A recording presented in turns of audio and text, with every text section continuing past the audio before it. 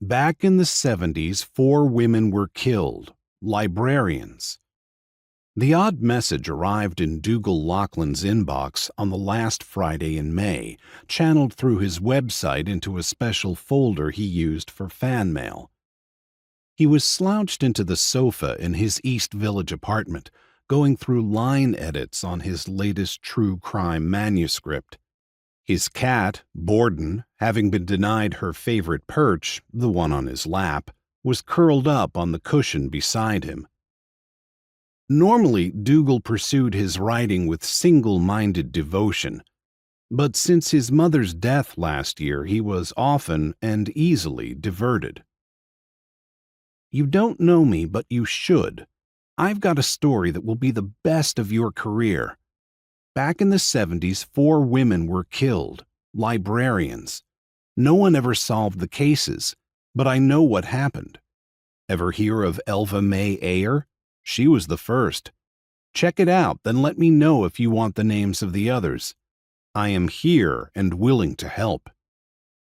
The message was from a Hotmail account with the name Librarian Mama. At 34, Dougal had been researching murders and serial killers and writing about them for about 18 years. During that time, his website had attracted a fair amount of crackpot emails. Some messages threatening, others claiming insider information about grisly crimes that were beyond the power of his own vivid imagination. In the beginning of his career, he passed these emails to his local NYPD precinct. Over the years, though, he stopped bothering. At conferences, when he spoke with other authors of mystery, thriller, and true crime, they had similar stories to tell. Getting letters from wingnuts came with the territory. You just ignored them and carried on doing your job. Which is what Dougal intended to do this time. He switched screens back to his line edits, working his way through a cup of instant coffee and 20 more pages.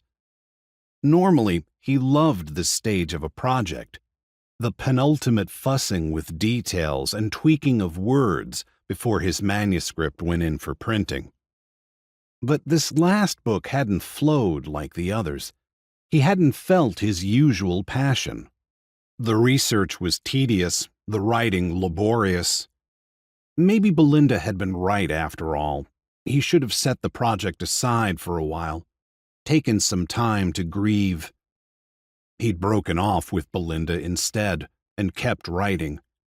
He didn't think the story had suffered as a result. At least his editor seemed pleased with the final result. He wasn't so sure himself. The typed lines on the page began to blur, and Dougal let his hands drop from the keyboard.